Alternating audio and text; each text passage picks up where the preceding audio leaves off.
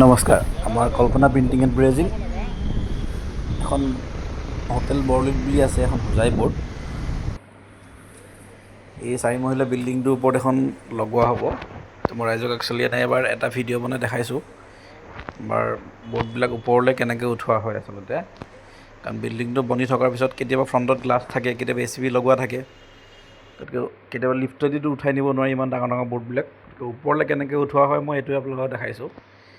আমাৰ এই এক্সপাৰ্ট মানুহবিলাকে কামবিলাক এনেকৈ কৰে আৰু ৰছী এনেকৈ বান্ধি তলত ওপৰলৈ লৈ যায়। এইবিলাক গ্ৰাউণ্ডত থাকিলে ৰাইজে গম পাব একচুৱেলি এই বস্তুটো কেনেকৈ কৰা হয়। অলপমান টেকনিক লাগে। আমাৰ দীপক আছে, জিন্তু আছে, প্ৰণৱ আছে, প্ৰাঞ্জল আছে, সৌৰভ আছে।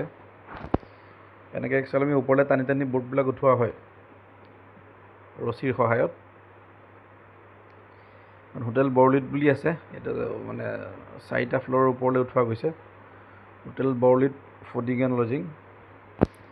গতিকে ৰাইজে আমাক কণ্টেক্ট কৰিব পাৰে। আমাৰ অসমৰ যিকোনো জেগালৈকে আমি বৰ্ডবিলাক ডেলিভাৰী দিওঁ। আৰু প্ৰাঞ্জলে জ্বালাই কৰি আছে, পোষ্ট লগা হ'ব ওপৰত, কিন্তু পোষ্টকেইটা জ্বালাই কৰি ওপৰত লগাই দিব আৰু। গতিকে আমি হোজাইত কিন্তু আমি গুৱাহাটীৰ পৰা ছাৰ্ভিচ দিছোঁ হোজাইত, কিন্তু ৰাইজ আমি ইয়াতে এক্সট্ৰা কেৰিং আৰু ফিটিঙৰ পইচা লোৱা নাই। আমাৰ যিখিনি বৰ্ডত স্কুৱাৰ ফিট হিচাপে লোৱা যায় সেইখিনি, এইটো ৰাতিৰ ভিউটো দেখা পাইছে, এই স্কুৱাৰ ফিট হিচাপে যোনখিনি লোৱা যায় সেইখিনিতে আমি মানে কেৰিং আৰু ফিটিং মিলাই ৰাইজক অসমৰ যিকোনো জেগালৈকে দিবলৈ মই চেষ্টা কৰি আছোঁ। গতিকে ৰাইজে আমাক কণ্টেক্ট কৰক এনেকুৱা বৰ্ডবিলাক বনাবলৈ।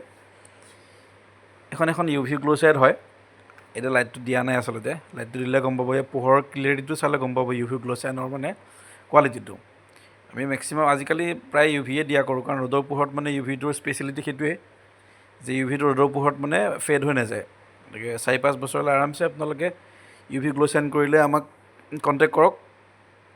এখন UV গ্ল' চাইন হয়। এতিয়া আমাৰ অসমৰ যিকোনো জেগাৰ পৰা কণ্টেক্ট কৰক, নম্বৰ দিয়া আছে। Thank U.